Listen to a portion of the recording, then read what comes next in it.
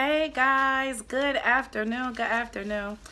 This is Tiffany, your tax preparer if I do your taxes. And if you work at one of the locations, I am the girl you kind of talk to all the time. So, what I wanted to talk about, I had to take some notes because I wanted to make sure that I said a couple of different things that I needed to make sure that I get to you guys because tax season is coming up. And so I just wanted to first talk to the tax offices. Now, I know you guys, if you're in the age of technology, you're filing electronically. Just keep in mind that if you're using Santa Barbara, November 21st is the last day that you can file electronically because that is their closeout to get ready for the new tax season 2020. So if you guys are pushing out those last minute clients, or you have those people that are saying, hey, I haven't filed in 3 years, and you are sending them electronically and not mailing them in, or you could wait till tax season starts back next year and you can go ahead and file them with your software. Now is the time to choose your bank products, guys. Now is the time. The reason why now is the time to choose your bank products is because you want to do your compliance test with the banks. You want to make sure that you have any specials, or you're able to take advantage of some promotions that they may have going on. And the only way to do that is to do it early. So now is the time to do that, to get whatever it is you need to get, actually to get in touch with the rep, to gain a relationship. If you already don't have one, I know that a lot of us with tax offices are brand loyal when it comes to the banks, and yet some of us use all of the banks. Some of the banks have more than one bank that we apply to. I highly recommend having more than one bank, just because you never know what's going to go wrong. You never know. Things always happen, and if you have more than one bank, you're not caught up in the, hey, I have to wait. Tax season, time is always of the essence, and you don't really want to have the client waiting because all situations are different. They're unique and they go fast. Things happen fast, and so you just want to be ready for the things that are happening. Be careful with the stuff you let the banks send out to you. The reason why I say that is because those bank signs and those, hey, file your taxes now, and those posters, you're paying for that if you don't know. And you're paying a nice little penny for that. So make sure, especially in the year of the COVID, that if you don't need that stuff, reach out to your bank and tell them, hey, don't send me any promotional material. I still have it from last year and the year before. If anything, they'll send you out new check stock, depending on what the bank is, and if they've switched out the stock and they want you, the office, to have the new set, get that. But the rest of that stuff, if you're not going to use it, especially if you're going to be virtual and mobile, you don't need them to send you out that information for it to sit in a box all of tax season and you've paid for it. Don't waste your money. Now is also the time to choose your software. It's time to choose your software. And choosing your software, if you're a tax office, you already know, I don't have to tell you. This is the most important part, besides having a relationship with the banks and besides having clients, right? So understanding your software and being able to have a robust software that is going to give you what you need to be able to provide for your clients is priceless. So just a couple of things in quality of software that you guys probably should be looking for if you're not thinking about it is being able to do unlimited e-files. Unless you're going to just do your family's taxes and do 20 tax returns, make sure that your software gives you the option to move up to unlimited e-files if you choose to. Make sure that includes all individual forms and the 1040 forms. You can also see if you're doing corporate packages, if you're doing corporate taxes, see if the software that you're using has a desktop component so that you can get the corporate package, so that you can prepare those 1065s and those 1120s, and that it'll be more easy and effortless. That's why it's important to get it done now, to choose your software now, so that you can make these types of decisions. Do I need a corporate package or not? Can I wait for it till later?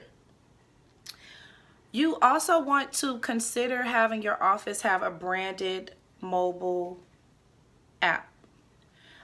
Mobile app will allow you to have your clients upload their documents, sign their tax returns inside of the app. It will allow them to view their tax return, and it'll also make life for you easier as a tax office. See if your software has unlimited users. The reason why is because you, your administrative assistant, and 2 preparers. Sometimes the software will only allow you up to 5 to 7 to 10 users. And sometimes your staff is one of those users. Not sometimes, majority of the time, your staff, your administrative staff is part of those users so that they can help you with the functioning of the logistics as tax season goes. So making sure that you have enough users that can be on your tax software platform is very important. Okay, so now to tax clients. It's time to talk to you. Have your documents together, please, please, please, please. Anybody that's a tax preparer or that has worked at a tax office knows exactly what I'm talking about. Have your stuff together. Don't go in the tax office and not have your paperwork, or know that you have a house, don't have your tax paperwork, don't know your kids' social. We're adults at this point, guys. So certain things that comes with adulting, just make sure you have it handy. Look over your tax return. Ask questions. Know what it is you're looking at. Don't just know what your refund is. Know how to look at your tax return. Know what's put on your tax return. Know if your tax return has a certain amount of deductions or if it's been itemized. Know those things, because you are ultimately responsible for your tax return. Your preparer is not responsible for the information that you do or do not give them. Do you have a small business? Do you? Do you hustle? Do you got a side gig? Do you do something on the side where you get money from? Do you have a checklist? Do you know what you even need to give to your tax preparer if you have a small business? If you don't, you can reach out to me. You can send me a DM or email. You can inbox me, and I'll send you a small business checklist of things that you should think to have in mind as required documents when preparing your tax return, just to make not only your life easier, but your tax preparer's life easier. And your life easier as it relates to making sure that you have everything that's actually been reported to the IRS. Because a lot of times, your organizations that you're working with or partnering with, if they're reporting their income or who they're paying to the IRS is going to come back and do an audit and look for you to tell them why you didn't submit those documents. If you are with an office that has audit protection, I highly recommend you to get it. Highly recommend you to get it. Highly recommend you to get it. Audit protection can save you so much time. It can save the office a whole lot of time, and it can save all of you guys a really big headache that happens when you get audited. Now, everyone at some point in their tax filing career as a taxpayer is going to get audited. It's going to happen. It's inevitable. So don't say, oh, I'm never going to get audited, or, oh, you're going to get audited at some point. Yet, having the audit protection, I know at my office it's $99, but having the audit protection allows the customer that if something happens, they call up the company and the company sees them through from beginning to end with the audit service. So for $99 is priceless, because to have an actual tax preparer do it, or someone who is knowledgeable, you're going to pay $100 an hour. You're not paying $100 just overall. And so just ask your office about the audit protection, because that can make a big difference in your actual tax return. What else? Set up your appointments virtually. Guys, the COVID is real. It is still out there. Most offices now have been going to a virtual platform, and if they have not, find you an office that you are comfortable with that has a virtual platform, that has encrypted servers, that knows what they're doing, that provides service that you're comfortable with, someone that you respect, and get your taxes done. You don't have to sit in the office for 5 hours anymore. You don't have to drive across town on your only day off. You don't have to do those things anymore. Be careful with the advances, guys. Be careful with that stuff. Why am I saying that? Good question. Because it costs. If you do not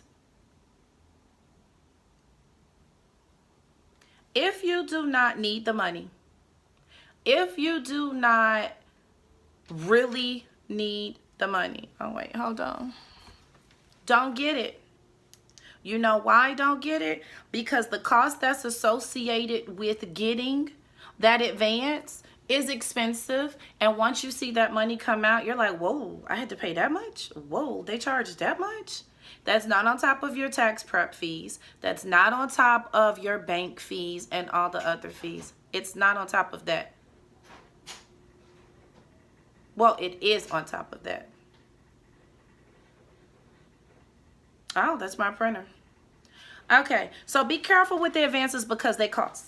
Also be careful with those money cards. The thing with the money cards is that the actual card itself has an expense associated with it. And not only does it have an expense associated with it, it also has an expense associated with the actual card.